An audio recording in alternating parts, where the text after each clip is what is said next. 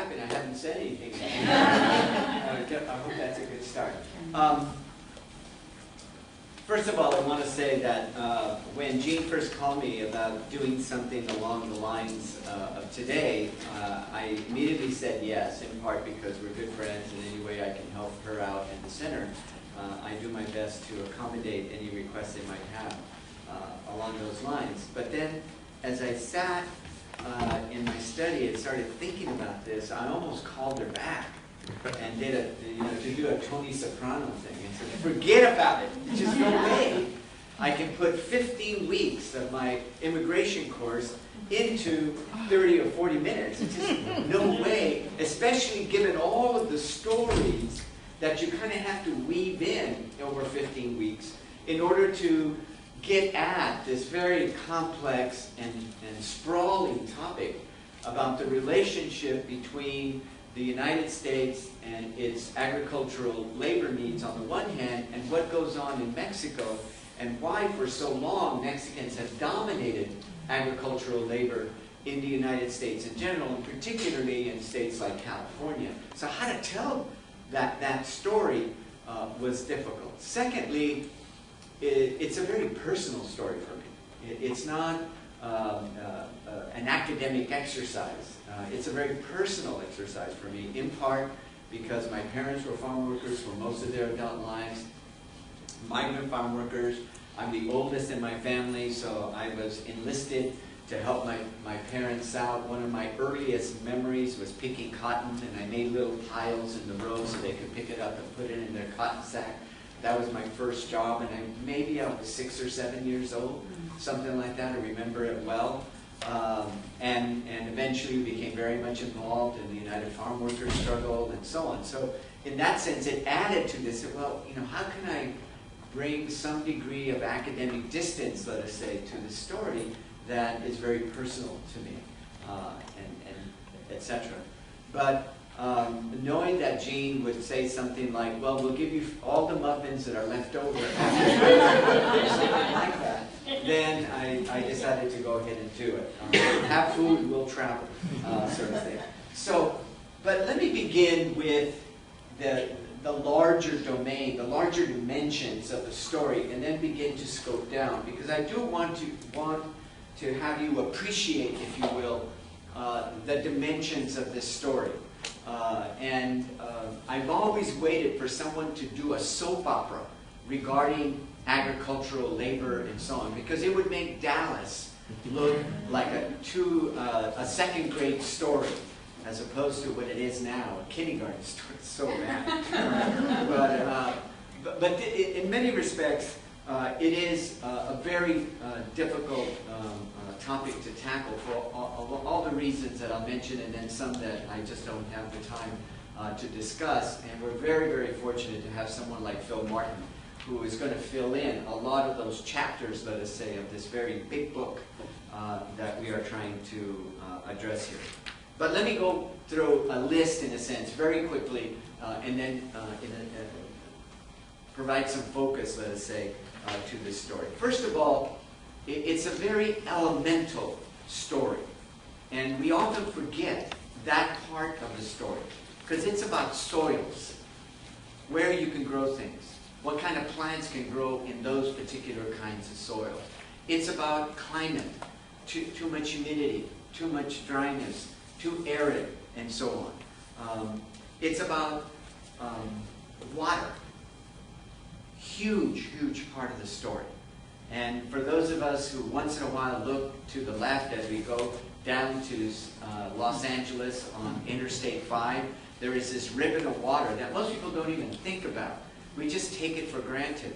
And it started in 1937, went through the 50s and into the 1960s, one of the largest irrigation projects in the world. And if it wasn't for Northern California, Southern California to a large extent wouldn't exist. Right? And if you haven't seen the documentary Cadillac Desert, it's just the tip of the iceberg of that large story, if you will. It's about topography and mountains and valleys and ravines and gullies, and why Mexico in that respect doesn't have a Mississippi Valley that was so important to the early economic history of this country in that regard. It doesn't have rivers that flow into large valleys like here in California, where you have the Feather, Sacramento, Kings, Kern, San Joaquin rivers pouring into a valley that will make the Central Valley one of the most productive, if not the most productive, space agriculturally in the world. And to this day, Fresno County is still #1 worldwide in terms of the proportion of per capita value of agricultural production in the world. Right? So that's an important part of the story, and I'll try to bring it in when and if I can. It's a highly gendered story. The Bracero program, overwhelmingly male. Later, they bring their wives, and now if you go up and down 101 and you go through the Salinas Valley, like I did recently and so on, and see them picking up the lettuce and this sort of thing, it's men and women. And in certain crews, it's 60, 70% women in that respect. So this is a gendered story. And again, it's a part of the story that, to a large extent, is often neglected, underestimated in terms of the implications of that.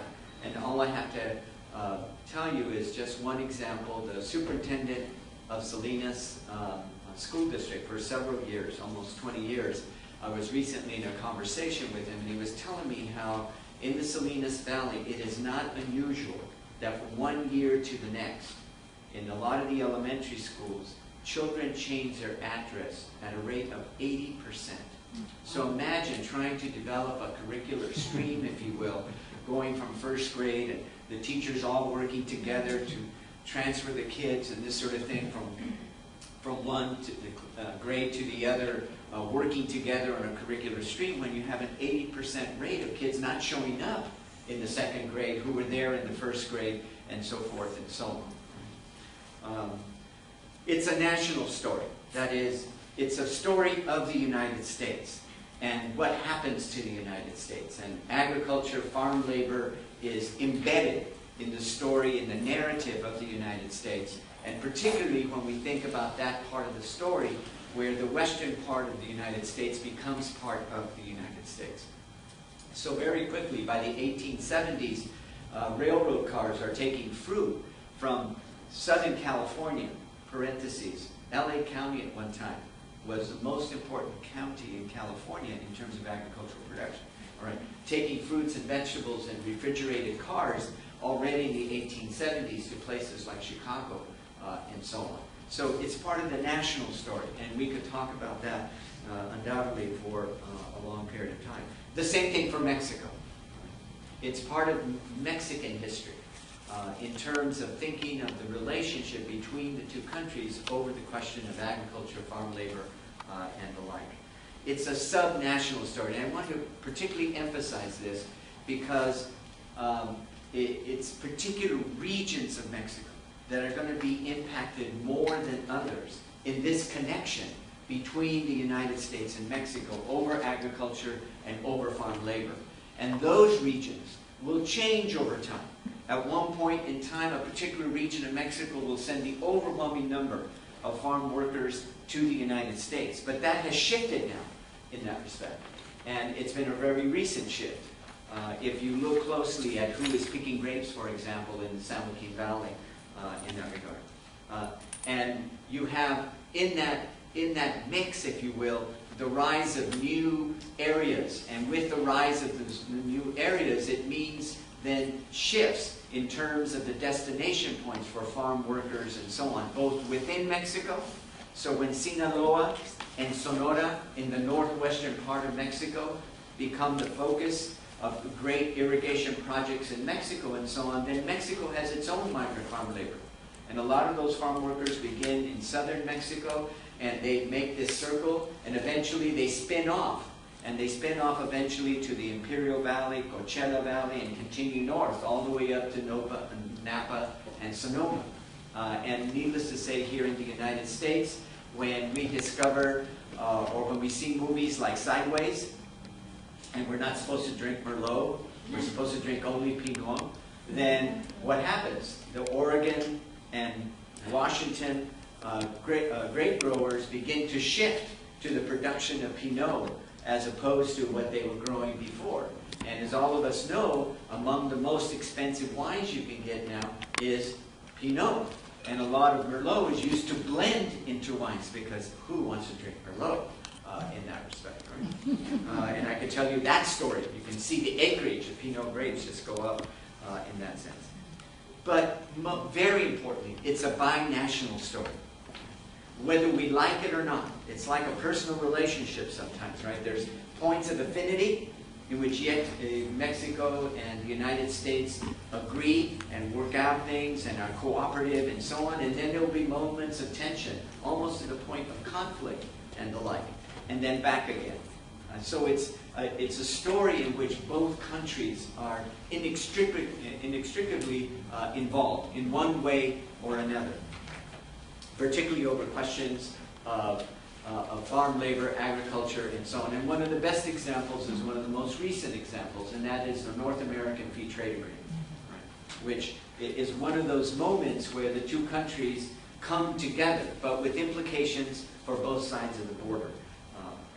It is an international global story, because the issue of agriculture and agricultural production is not just about the United States and Mexico. As some of you know, the overwhelming majority of orange juice made here in the United States now comes from oranges that come from Brazil, not from Florida, and much less from Orange County. There's a few orange trees left there, but that's about it. Okay, sort of thing. And a lot of people aren't aware of the fact that the largest cotton producer in the world now is China. So a lot of the cotton clothes that we wear or other people wear is based on the production of cotton in China. And I could go on and give other examples.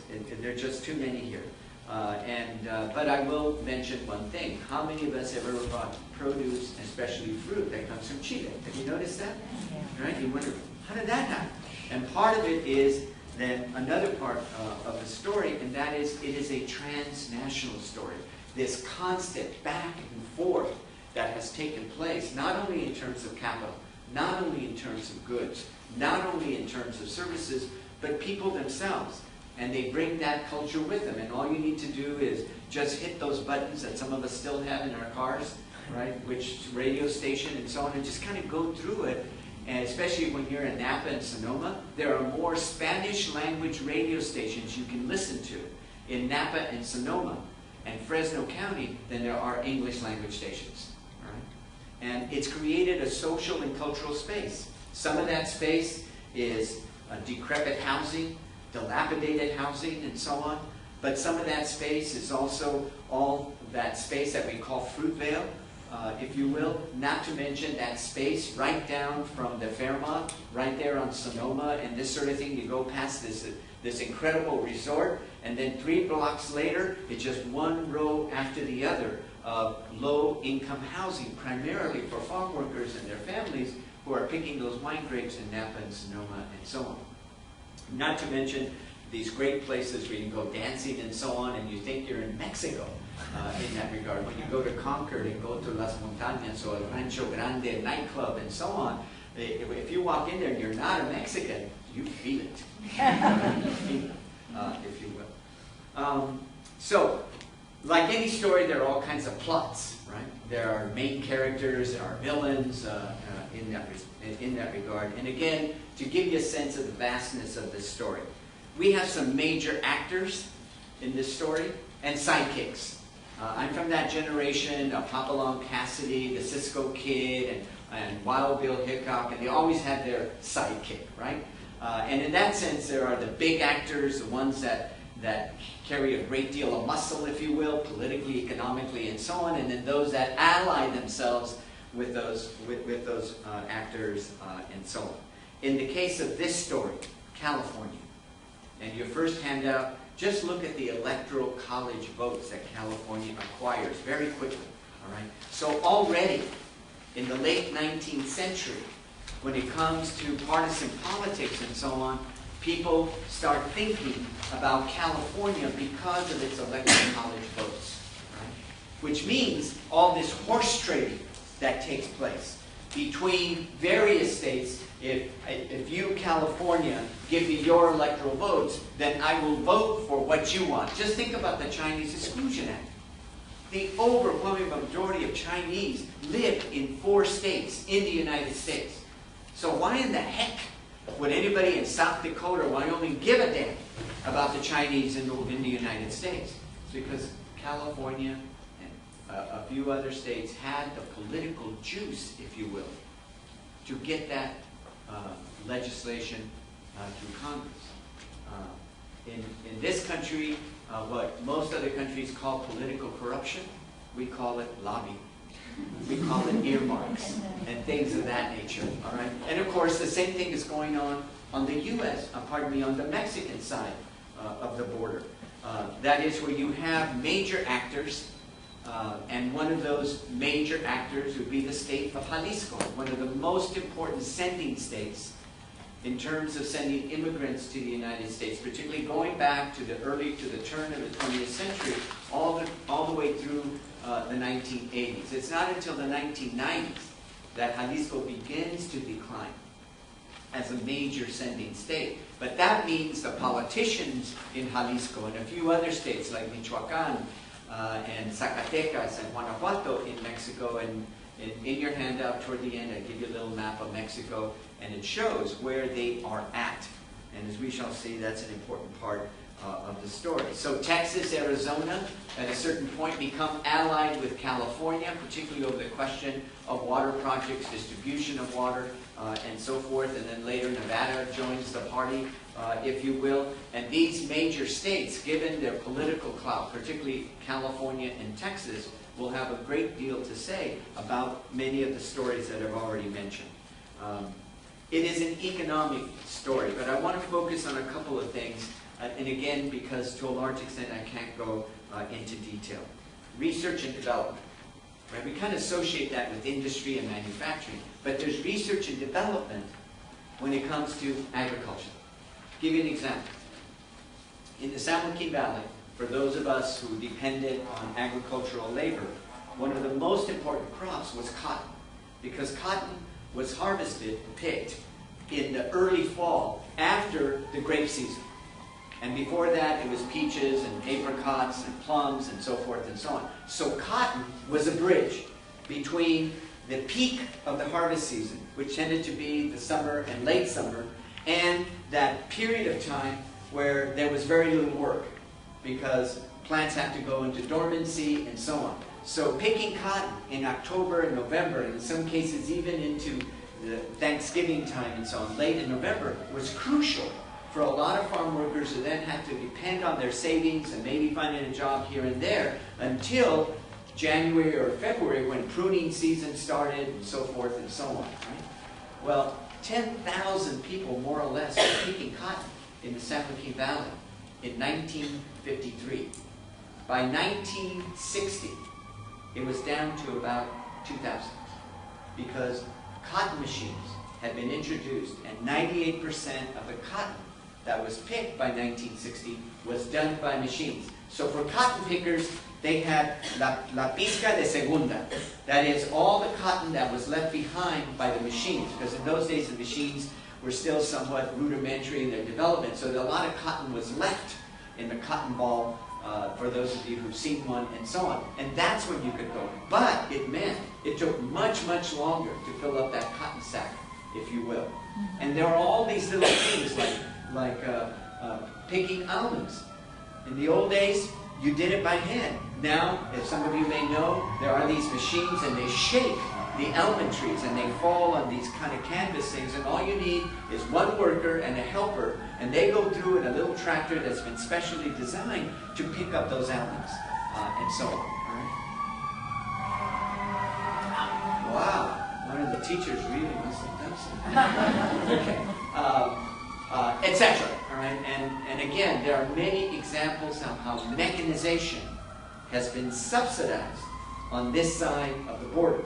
Think UC Davis, think Cal Poly Pomona, Cal Poly San Luis Obispo, Fresno State. Those are the major ones. And of course here at Berkeley, the Ag Econ department has been very instrumental in terms of developing that kind of technology and so on, and science. Related to that is the scientific element, right? The genetic makeup of a lot of our plants and so on. As some of you know, when you go to find tomatoes at a mainline grocery store, you can play handball with some of those tomatoes, right? Because they develop the skin that's very, very tough, as opposed to the very soft, almost membrane kind of skin that you have in heirloom tomatoes and so forth. But obviously they did it so they could, in a sense, withstand all of the packaging and transportation of tomatoes and so forth and so on. And in that sense, I don't need to tell you the story about corn and other kinds of products and so on, agricultural plants and crops that have been developed using genetic engineering and so forth and so on, all right? And it's a story about machines and what machines do to the lifestyle in many respects of ranching and so forth. And one of the most important that's taking place now is the introduction of machines to pick wine grapes based on French models that have been imported, and now 60% or so of wine grapes are being harvested with machines. And that's particularly true in Napa and less so in Sonoma, and etc. Well, again, this is a long story. It's about trade. And part of that trade goes back to the beginning of the 20th century, and it accelerates over time. So when you look at the statistics that I give you, and I'm not going to go through all of them, it just takes too much time, but just look at strawberries. And I'll talk more about this in the afternoon. We have a love affair with strawberries in this country. Right? We love strawberries, but we like them fresh. The bigger, the better. When you invite friends over and you're going to have strawberries at the meal and so on, you don't want the small strawberries, because somehow we associate our appreciation for our company with the big stuff, right? Sort of thing. And as some of us know, who are connoisseurs of strawberries, it's the smaller ones that tend to be the sweeter, right? Not the big ones, but we like the big strawberries, right? So when we have a significant other, we want to give them something for Valentine's Day, and we want them dipped in chocolate, dark chocolate especially, because we know dark chocolate is good for us now and so on. We want to dip the big strawberries in there and the like. And so it's about trade, and we could talk about lettuce and so on. As all of us know now, this country eats a lot of lettuce. It's good for us. We're always on diets, like myself, and we have to have a lot of lettuce in that regard. And there are other products like, geez, what's going on? Wow. I hope they're not looking for me. All right. This is the story also about racial prejudice. And one of the interesting things about Cesar Chavez is that he is appropriated as a civil rights leader, when in fact, Cesar Chavez shunned the whole notion of being a civil rights leader. Yes, he was a labor leader, but you never saw Cesar Chavez leading a march to support bilingual education. You never saw Cesar Chavez leading a march for more Latina rights or something like that. All right? He was a labor leader. But in the context of the 60s, and particularly with our idealization of nonviolence and so on, which led, of course, to the idealization of Martin Luther King and so on, then we slotted Cesar Chavez in there as a civil rights leader. And I suspect Frank is going to talk about that. But much of that story about Chavez being sanctified, if you will, canonized as a civil rights leader, is about the reality of racial prejudice and how that has played a role in how we think about farm labor here in the United States, going back to the beginning of the 20th century. And one of the understudied stories here is how racial prejudice towards Southern and Eastern Europeans was so crucial to making Mexico such an important source of farm labor. Because in 1921, and more so in 1924, we restricted the major source of cheap labor to the United States, which is coming from Southern and Eastern Europe. One example, because again, there are many examples. If you go through the older wineries up here in Napa particularly, and you see the pictures of the first grape pickers and so on, you're not going to see Mexicans. The biggest group that is picking grapes in Napa and Sonoma in the old days are going to be Italian immigrants. Right? But when we cut off, essentially, Italian immigration because of the prejudice towards Southern and Eastern Europeans because they were considered racially inferior, the political power of California and Texas pushes through Congress an exemption to the Quota Acts of 21 and 24. And that exemption will mean that anyone from the Western Hemisphere can continue to come into the United States. Why? Because they needed Mexican labor, and particularly for the burgeoning agricultural industry here in California in the 1920s.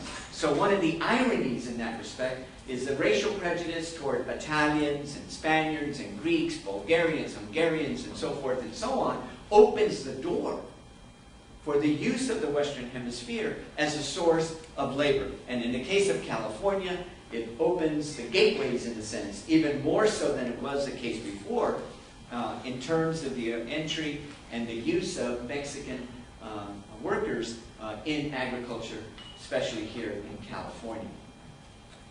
But there's also racial prejudice on the other side of the border. The racial prejudice toward people who are of indigenous background. And one of the most dramatic stories in the case of farm labor in California is the story of the people of Oaxaca, particularly the so-called Mixtecos, who come from the Mixteca of that state. And they are the first major migrant farm labor group within Mexico who are recruited to come to those agricultural producing parts of Mexico, and they're treated horribly to a large extent because they are, in fact, of indigenous background. And one of those understudied stories is the conditions of migrant farm labor in Mexico itself, particularly in those states that benefited from irrigation projects in the 50s, and in that regard, those states that provide a lot of the fruits and vegetables that we get from Mexico in that regard. And those are the states of Sinaloa, Sonora, and to a lesser extent the states of Chihuahua. But those states that do not benefit from that then become those states that eventually start producing a great deal of the migrant labor and then later immigrant labor that comes all the way to the United States. It is a story about the media and the harvest of shame. I'm glad, in fact, I mentioned it to Jean, that if I could, I'd show you a clip. And it's not because it uses farm labor from Mexico as a kind of foil for the story. It's because of the tremendous impact that it had. And we lose sight of a couple of things. First, and I'm old enough to remember this, most of you are too young, way too young to remember this, but there was a time when there were only 3 channels. ABC, CBS, and that was it, right? So a story that would be carried by one of those networks, and that's one of the reasons why I give you the statistics on television, all right? Television caught on really quick, all right? And in that sense, if you saw the news, right, you only had 3 choices. And by far, that channel that was associated with the news was, of course, CBS, because of Edward R. Murrow, then later Walter Cronkite, and so on, all right? So when Edward R. Murrow, God bless his soul, all right, showed that film for 60 minutes on what was then the 60-minute version of the news and so on, it had a tremendous impact. But it had a tremendous impact because of the moment of the time. It happens it happens in the midst of all of that questioning that begins to happen in the United States because of 1954 and the Brown case. Especially 1957 in Little Rock, where federal troops had to be sent to a high school to desegregate. Not to mention the freedom rides and all that. So a lot of stuff is happening. And people are beginning to question. High school teachers are beginning to use novels and so on that in the midst of the Cold War hysteria were either banned or not used because you might be accused of being unpatriotic and so on. Like One Flew Over the Cuckoo's Nest and this sort of thing. Begins to question Catch-22, The Crucible, and Arthur Miller's plays and so on. They begin to question all of this idealization of American society. So in that sense, the impact is going to be much deeper than might have been the case, say, in 1954. And the media, in that respect, when it makes Chavez a hero, in a manner of speaking, especially because the media also will gravitate to Robert F. Kennedy and so on, then that marriage, if you will, of Robert F. Kennedy going to Delano and having the hearings there and so on, all right, it's so dramatic. This is way before we have 700 channels available on cable, right? So that story gets a much greater amount of play than would probably be the case now. I mean, ask yourself, when was the last time you saw anything about agriculture in the evening news? It wasn't until, what, 3 days ago, finally, right? The corn cobs are drying up in Iowa and so forth and so on. But the real story is not the corn, it's the drought. It's a drought. And they show these dramatic lakes going down and water levels in Texas. Oh my God, you know, the boats can't get out there. That's an important part of the story. The canoes, you have to carry the canoe longer down there. It's not about farmers and farm laborers and how many farm workers have lost their jobs because of the drought. It's primarily always about the farmer. And we could talk about other cases of that sort. And as I'll talk about this afternoon, it's about consumption.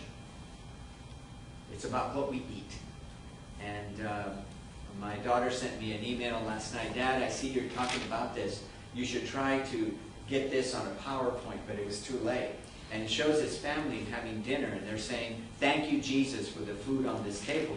And then on the bottom half of the picture, it shows Jesus, right, picking vegetables and fruits and so on. Right? I don't think that's what they have in mind when they say Jesus. That's very understood. And finally, it's a story about power. Who has it, who doesn't? How is power distributed to benefit certain groups as opposed to others? It's about the power within Mexico, where Mexico has a one-party dictatorship for roughly 70 years. And they would hit a pause button, in a sense, for 12. And that party is now the party that won the presidential election just 10 days ago, whatever it was, a couple of weeks ago. Now, how that's going to translate for the future remains to be seen. Right? But the fact remains is the power and how it was used in Mexico is extremely important to telling this story. Because certain parts of Mexico will be recipients, will be beneficiaries of that power. And then there will be other parts of Fresno, parts of Mexico that are not. I grew up in Fresno, sorry. I was thinking about Fresno in that regard. And then, obviously, the way that power is distributed and utilized in the relationship between the United States and Mexico. And I don't have the time here to tell the full story. But in 1942-43, Mexico was in the saddle in the relationship with the United States over the question of the so-called Bracero agreement that would take Mexicans to come to the United States. So Mexico was in a position to say, we'll send them over there, but these are the conditions. And one of the most important conditions was Texas cannot participate in the Bracero program because there's just too long a history of racism in Texas toward Mexicans. So they are not going to participate.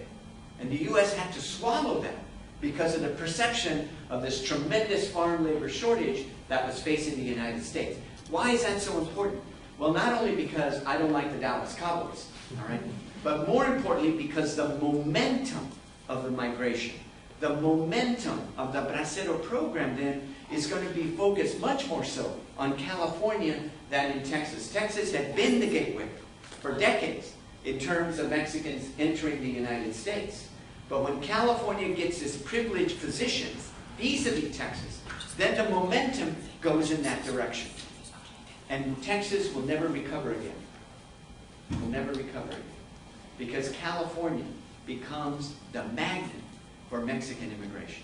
The Bracero program, depending on whose statistics you utilize, anywhere from 25 to 50%, and some people argue it's greater than that, of all the Braceros that came to the United States came to one state, California.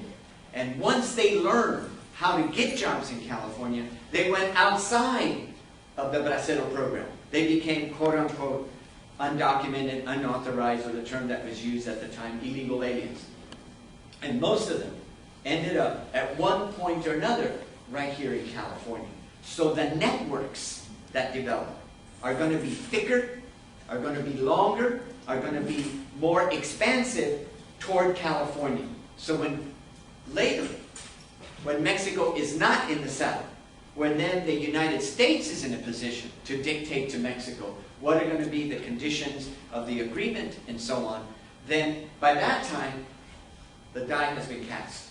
That is, California remains the main destination point for the next 20 years in terms of migration to the United States, all the way through the 1980s. It won't be again until the 1990s that more and more that Mexican immigrant flow will start going in much larger numbers to other parts of the United States. And we know that because of the recent efforts in places like Georgia, Alabama. Can you imagine Mexicans in Alabama?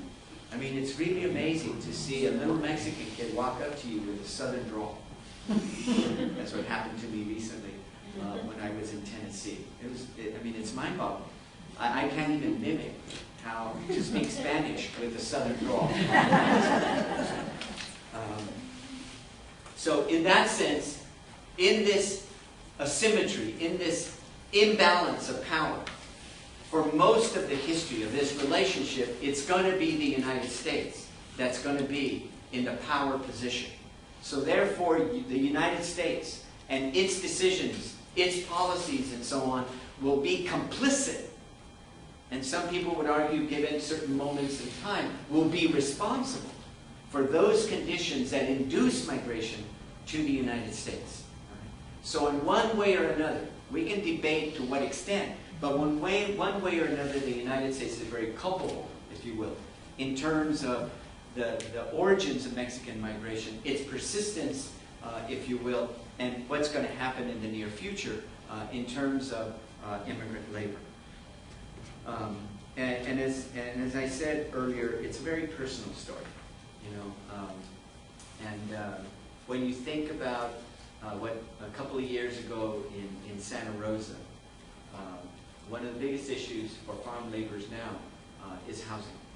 Because one of the downsides of Cesar Chavez's activism regarding the conditions of farm workers is that many farmers got out of the business of providing housing because they didn't want CBS News or someone to come down and film the horrible conditions of their housing and so on. But then that put a great deal of the responsibility for housing and so on into the hands of another outcome of Cesar Chavez's activism, and that is growers got out of the business of recruiting workers themselves. They gave that responsibility to labor contractors. So it's labor contractors who often ended up with the responsibility that if they wanted a crew to pick grapes or whatever it was, they had to find ways of finding housing. And then that's when you find these horrible stories of 36 men in a 2-bedroom house in Santa Rosa, literally side by side, with maybe one bathroom or two if they're lucky, right, for all of these men to shower and so forth and so on, in the best of circumstances on a daily basis, etc. Right? And part of that power is the money generated by this relationship, if you will. That starts by the millions, then the tens of millions, then the hundreds of millions, and it becomes a story of billions of dollars. And at the peak, Mexicans in this country were sending somewhere around $25 billion in remittances. And the origins of that story is farm labor. Later, it changes. And again, part of this power equation is how Mexican immigrants have become a major source of labor for the American economy, period. So many farm workers then begin to queue. They get in a line, and they wait for, first name, Ron, right? They wait for Ron, who's been picking or cutting or whatever it is, a particularly agricultural product, and he doesn't take rocket science. Would you rather be working in a restaurant or working in the fields? And Ron knows a friend who got a job at Spenger's, right? And by the way, that's how the connection started here locally. get a job at Spenger's, and they need someone to wash dishes. All right? So he moves into the non-agricultural labor force, and then I take his place, a new arrival from Michoacan or Jalisco or Guanajuato, as the case happens to be, and behind me are some others. And because I know Ron, when they need somebody else to help out in the kitchen, he calls me, and then I go there, and so on. And at one point in time, when a good friend of mine, Rafaela Alarcon, did his dissertation and so on, it started with one Mexican at Spenger's. And at one point, I don't know if this is still true, 80% of the people that worked in the kitchen area and did all the work related to the restaurant, cleaning tables after it closed down and so on, were Mexicans. And they came from one state, Michoacan. They came from one town in Michoacan, all right? And in that respect, then, when you see the statistics, only about 3% of the Mexican origin population in California now works in agriculture. The overwhelming majority are in non-agricultural jobs. It's true that 80%, some people argue more than 90%, depending on the crop, of the people who are doing the work are of Mexican origin. But when you look at the Mexican origin labor force for the entire state of California, only about 3%, maybe 5% at most, and that's because of the peak seasons and so on, are actually in agricultural labor. All right? Overwhelming majority are in non-agricultural labor, in part because of queuing, in part because of the impact of mechanization, but most importantly because of our consumption patterns. And this afternoon, when you look at the figures for restaurant sales in the United States, we use roughly half of the money for what they call the food dollar. We don't spend it by making food at home. We spend it outside the home. Just think about how many times you know friends that on Fridays order pizza. I know you folks don't, right? Healthy food every day of the week, and so forth and so on, right? But think about it. What would we do without pizza and beer? Especially around the Super Bowl and so forth. I mean, it is amazing. And my pizza joint, they can't keep up with the business on major football games and so forth and so on, because it's become almost sacrosanct, right? TGIF. And my students start TGIF now on Wednesdays. And it stops on Monday morning. So there's a lot of stories that are involved here. So in that respect, in the time that I have remaining, because I do want to allow time for Q&A, I want to emphasize the following. First, that if we look at the economic history of Mexico, it's essentially an elbow. That is, the quarters of political and economic power is a quarter that comes down from the United States, makes a left-hand turn if you're going in this direction, makes a left-hand turn around the area of Mexico City, and then goes toward the port of Veracruz. That is a primordial elbow of the economic structure of Mexico. Over time, you have kind of like ganglia that go out from that elbow, including the irrigation projects of the 40s and 50s that make Sonora and Sinaloa much larger in terms of agricultural production and so on. So that geography, and that's where that region that sends the Mexicans in that last page of your handout and so on, because historically, that has been the breadbasket of Mexico. And because most of the mines in Mexico, the most important mines going back to the colonial period, were in that now north-central part of the quarter, then when you start to think that one mine is using 25,000 miners at its peak in a state like Zacatecas, well, those miners got to eat. So it stimulates agricultural production in the states that most adjacent to that part of Mexico's mining center or area, and that's going to be Jalisco, Michoacan, Zacatecas, Guanajuato. All right? And no coincidence, that's where the population will be the most dense. That's where most people want a piece of land. This is where peasants are going to struggle to either maintain or to expand their plots of land and so on. So a great deal of the agrarian history of Mexico, agrarian conflict and so on, is centered initially in that part of Mexico because they are strategically placed in that elbow, if you will. And this goes all the way back to the colonial period.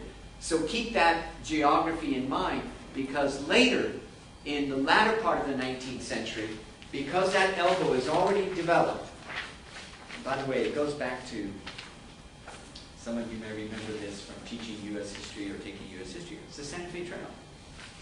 Right? It was one of the first major commercial connections from this elbow. Later, it becomes cattle rustling and this sort of thing, selling cattle on the U.S. side of the border. Then comes the Civil War and the British blockade. Well, that cotton from the South continues to get to European producers and so on because it comes through Texas and now through Mexico.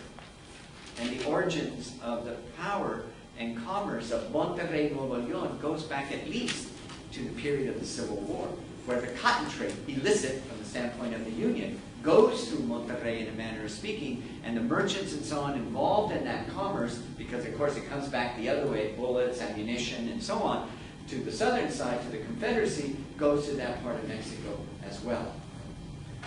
So that elbow, if you will, is important at least through the early part of the 20th century in that regard. Okay, now, on the U.S. side of the equation, let us say, the geography of the United States and how that geography changes with transportation.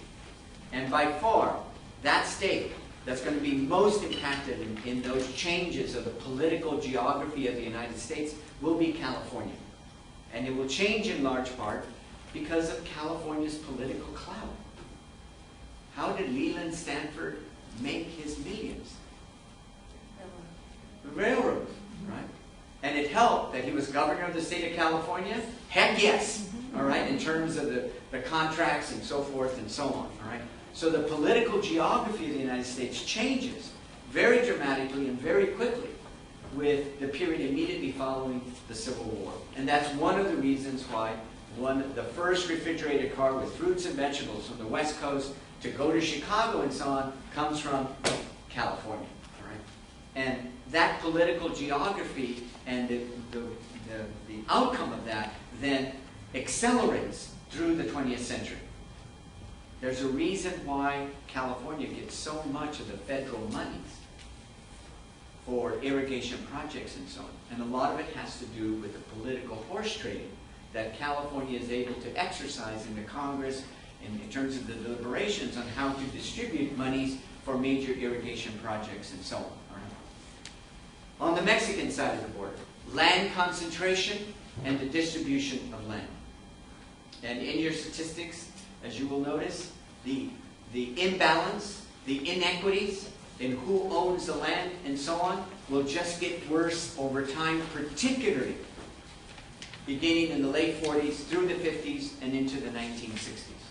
Virtually all of the money that goes into agriculture will have a distorted trajectory. It's not equitably distributed. Certain states will get a whole much more than other states. So this ideal that Mexico had after the Mexican Revolution to have its own yeoman farmers working collectively, communally, in order to produce goods and so on, will get shortchanged, in which most of the agricultural spending by the Mexican government, particularly again by the late 40s and so on, will go overwhelmingly to large growers, leaving the small plots of these communal land holdings and small private holders of land and so on, again, adrift.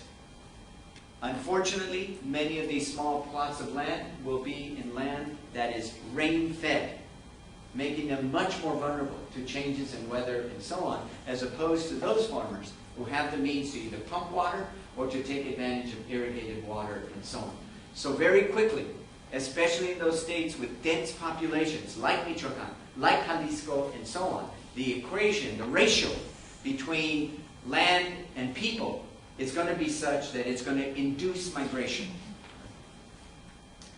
A third element here is social and cultural changes. Now, on the U.S. side of the border, I'll talk more about this in the afternoon. But the impact of World War II, just to take one example, will transform California. And here in Northern California, we know it very well, because we know the good side of that story, tremendous growth of Northern California, but we also know the downside of that story. And that is when people begin to move out of downtown Oakland, for example, and start moving out to the boonies. The boonies that at that time were called Walnut Creek. Not to mention being out in outer Mongolia in the Bay Area, like Pittsburgh, Concord, Brentwood, Oakley, and so on. All right? And some of you who've been long-time residents of the Bay Area, you know that that process, all right, has devastated communities like downtown Oakland and so on. Just think about the tax base that Oakland has to work with, as opposed to during World War II, 1955, where the Army Depot here was going 24 hours a day, and so on. On the U.S. side of the border, then, with that transformation, with the expansion of the manufacturing industrial base of Oakland and Los Angeles and so forth and so on, it opens up those opportunities for Ron, who's been a farm worker in Orange County. He's able to get a job for the city of Orange, right, as picking up garbage or cleaning up streets or putting asphalt in holes in streets and so on, right?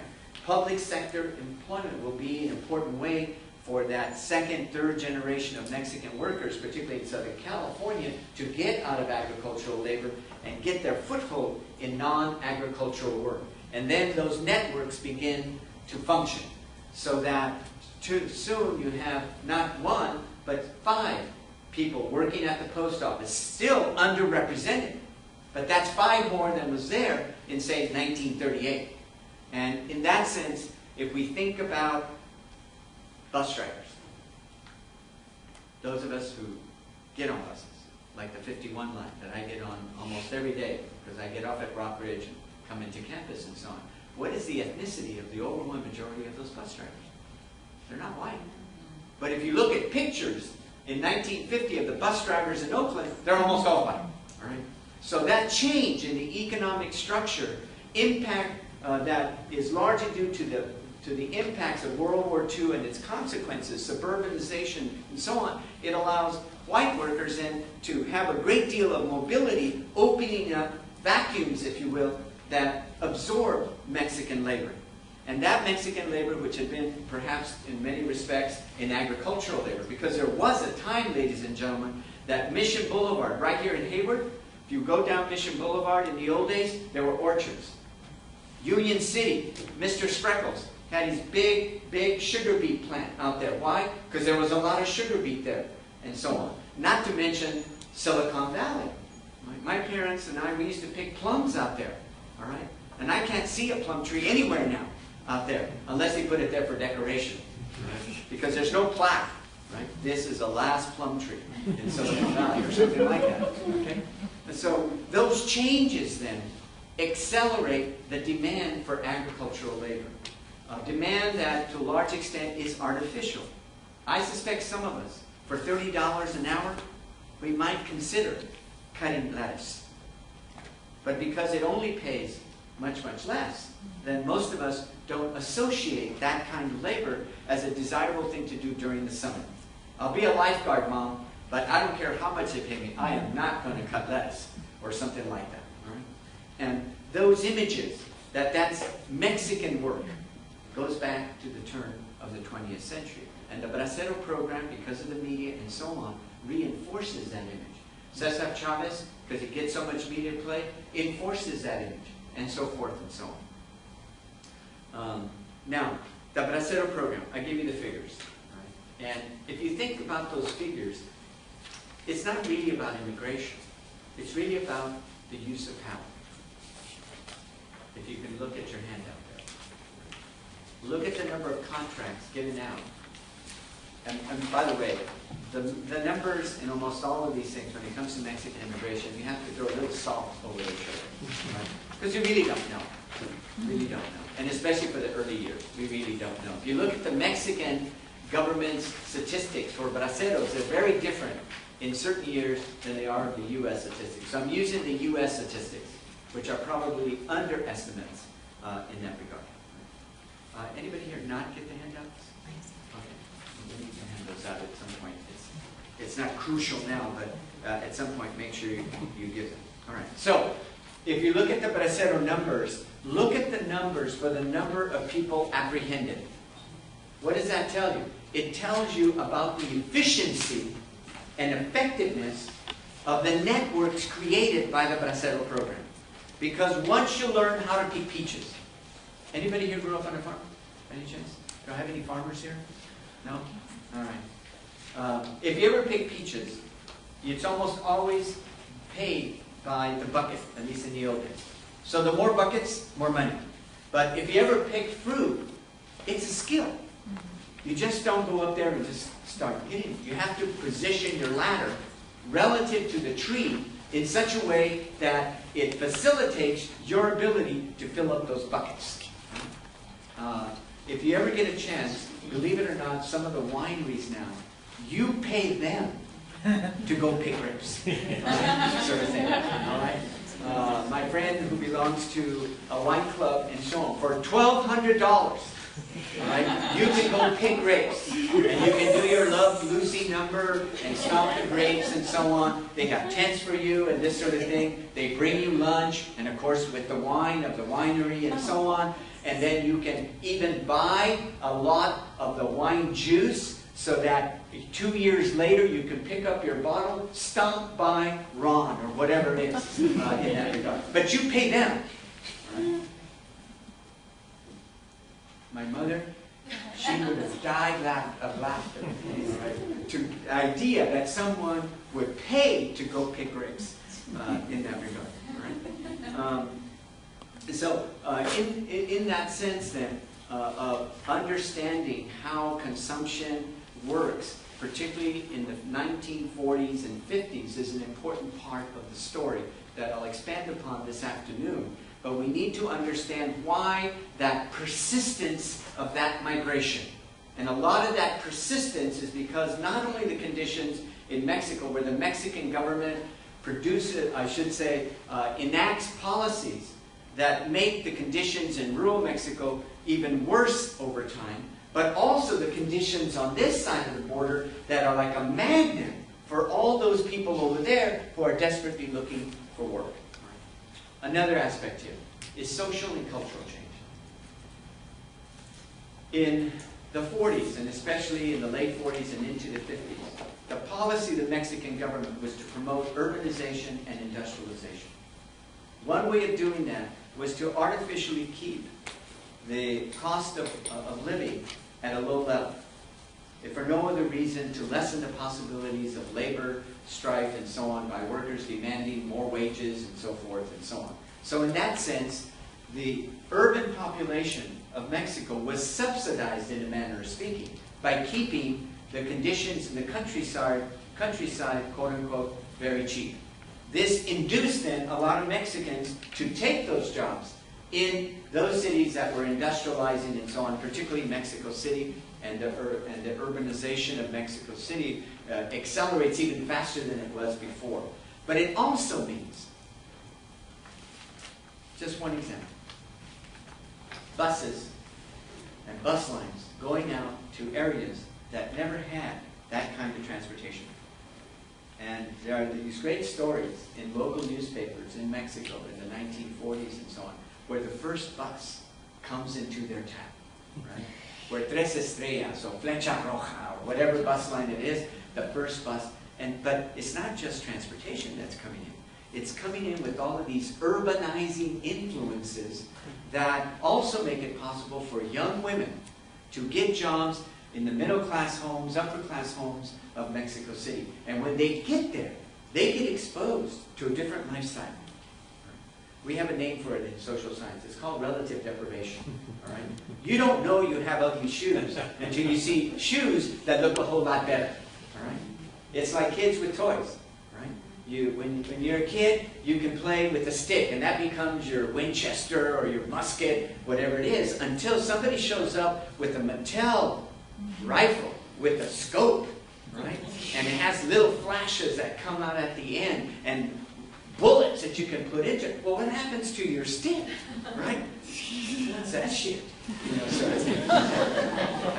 in that sense, these urbanizing influences then create notions of inequity that have always been there. But now these inequities are going to be exponentially increased because of this exposure. And it affects a lot of things, including courtship. Now, unlike us, those of us who have fallen in love, we fall in love because we love the person. Their economic standing has no impact on who we fall in love with, correct? I don't have any romantics here. Okay, you're okay. But you know what I mean, all right? So courtship changes, dating changes, and all of what that implies. And if you ever get a chance, go to the Smithsonian Institution. They have a website on the Bracero program.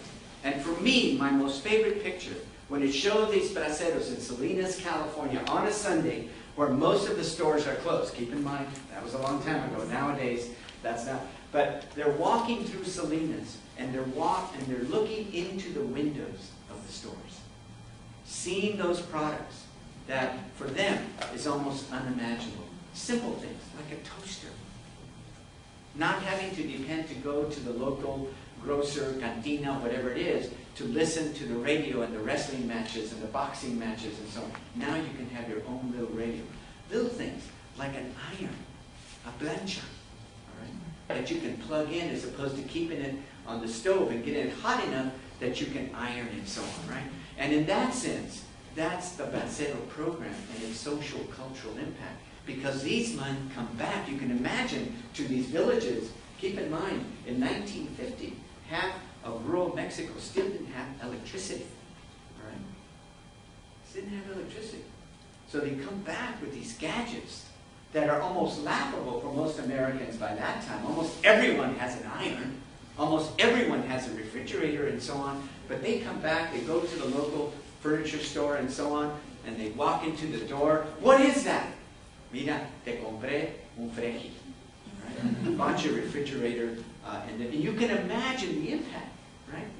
My son is a hero. My husband, look what he's been able to bring. And believe me, I go to rural Mexico now, and you see these huge 450 Dodge trucks, all right? Because they have become the imprimatur, right, of how your remittances have been translated, in this case, to a truck and so forth. Okay, well, you get the picture. Why the Bracero program is so important for Mexicans in Mexico. It is, of course, extremely important for agricultural workers, agricultural labor, and farmers here. And that's what those numbers are really about. Because when you see those numbers of the number of people apprehended, and if it's true, Wayne Cornelius at one point did this equation and so on. He said, for every one that was caught, 3 got through. And a lot of those people that got through are the people that are apprehended in the first place. They get dropped off in Mexicali or whatever, and what do? They wait until sundown, and they go again.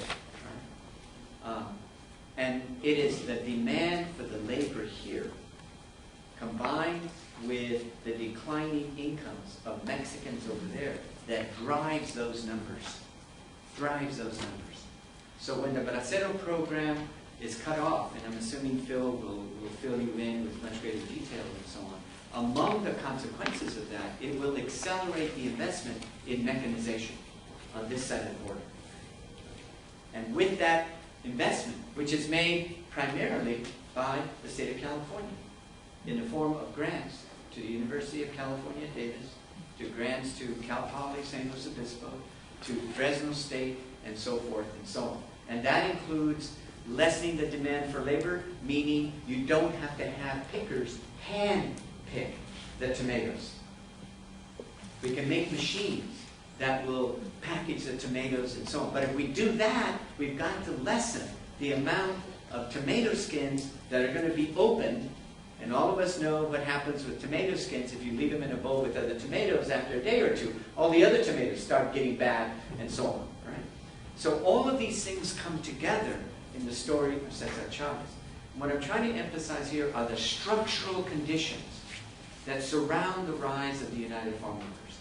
My parents, we had no idea about research and development. We had no idea about mechanization until it hit us right in the face. And in my day, God, thank God, they still hadn't put mechanization to raising grapes. They're trying now, all right, with all kinds of ways of doing it and so forth and so on.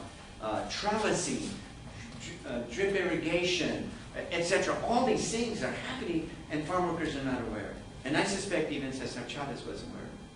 Because Cesar Chavez didn't make his living from farm labor. And it was odd for those of us who followed him at that time, how little he knew actually about working in the fields, in that respect. And there are all these little nuances about working in the fields that immediately tells you whether someone has done that kind of work or not. So Cesar Chavez has to be put within that context that I laid out for you. There's no way of understanding Chavez without understanding California politics. You can't understand Chavez without understanding the relationship of California's political clout outside of the state. You can't understand the Chavez story without understanding the policies in Mexico that create this humongous mass of people that out of desperation, in most cases, because people do not move easily, right? But out of a sense of desperation, especially when you have children who want to go to school, when you have wives who are wondering, why am I still washing this way? God forbid, slapping clothes on a rock, as opposed to having a rudimentary little washer and so on. I don't know how many of you remember it with the little rubber, hard plastic things where you could put in the water, right? Your kid would get his hand in there or something like that, right? Etc. Things like that, all right? So that's the larger story, the larger lens, the larger optic that surrounds the story of Chavez. And I suspect Frank and Phil are going to then focus in that story. But I want to give you, in a sense, that panorama. Because without understanding that panorama, we don't understand the whole of the story. Thank you very much.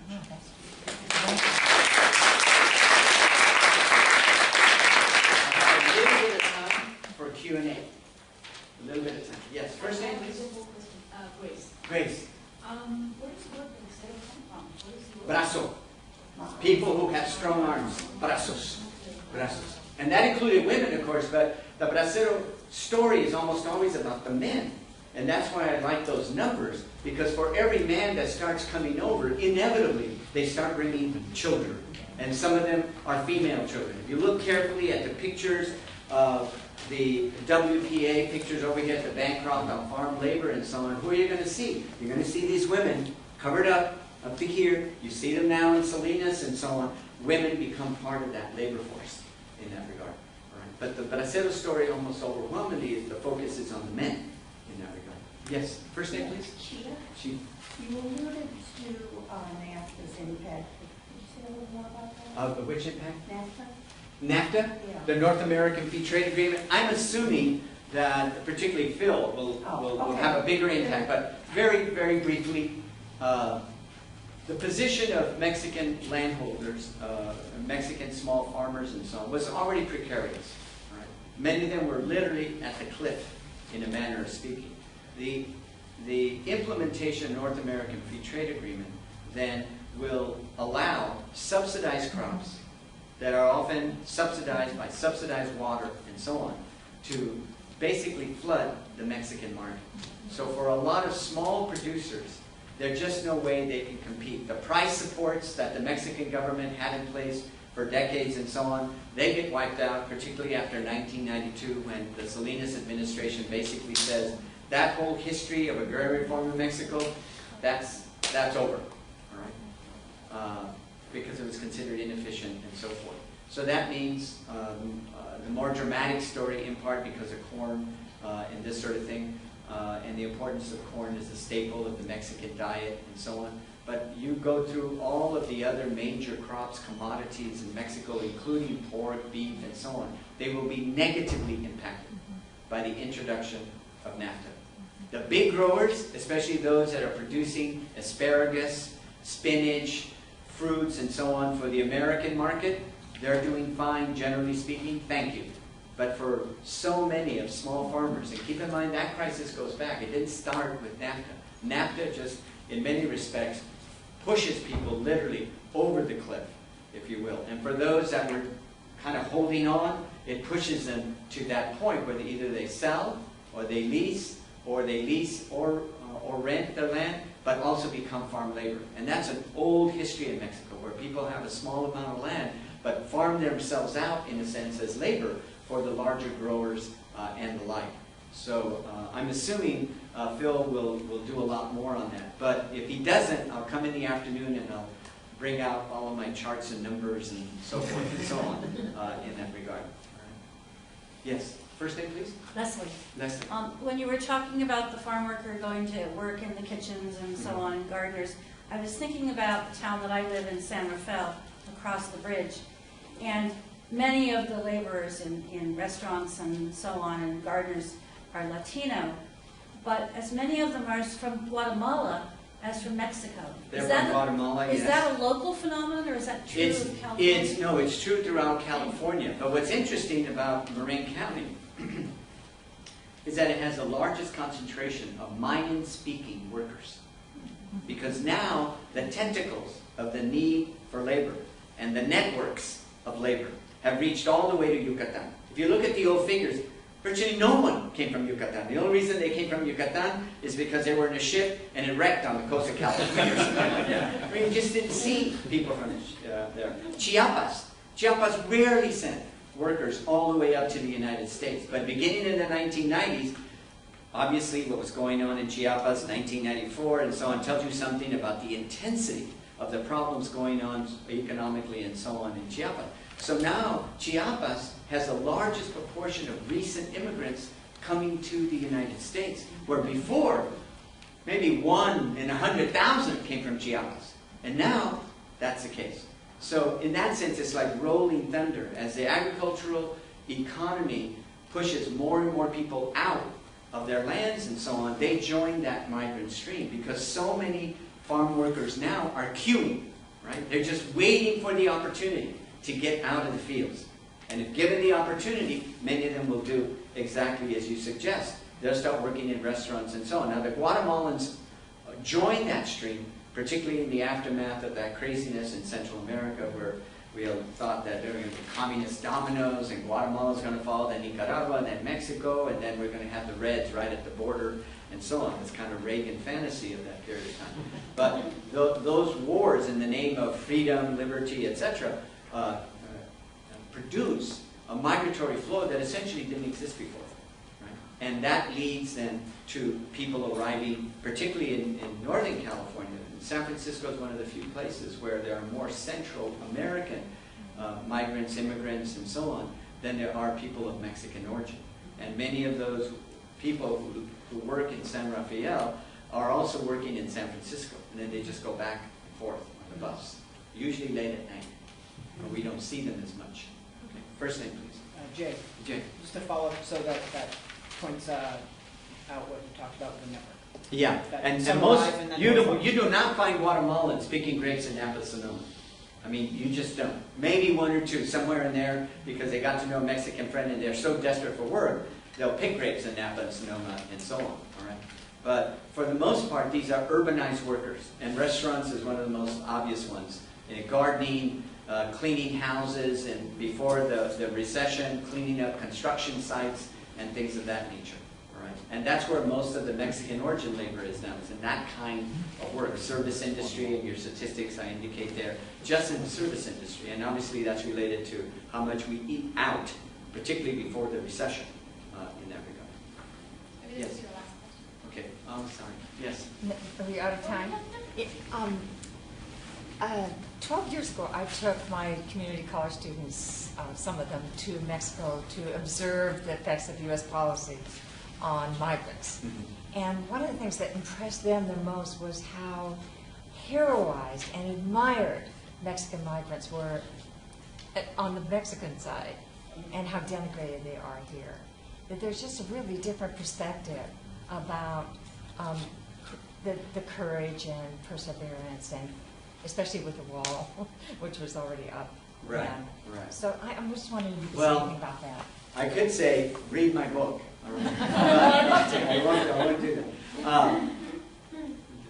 There's been a major change in how Mexicans think about people who cross the border.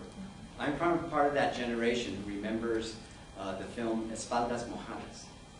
And at the end of that film, the hero decides to go back to Mexico, the homeland, if you will. In part because the rhetoric at that time, the discourse of the Mexican government, is people who come to the United States are traitors. Son traidores a la patria. They'd rather be in Gringolandia than stay in Mexico, and so on. Well, that shifted. Now, remittances had something to do with it. Okay. The elections of 1988 had something to do with it.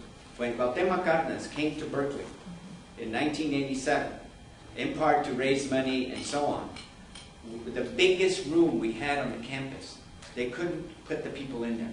People were coming in with flags and big banners and so on. Los Michoacán de Santa Rosa con Cárdenas and this sort of thing. Who was watching this? The politicians in Mexico City. So as soon as Salinas gets into office, one of the things he does is to create a whole bureaucracy to service the needs of immigrants on this side of the border.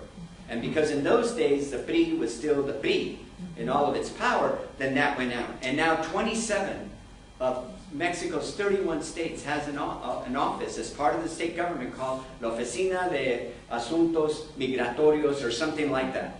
All right? In other words, an office dedicated to the people who live in the United States who are from this home state. And I went to the recent conference in Oaxaca. All right?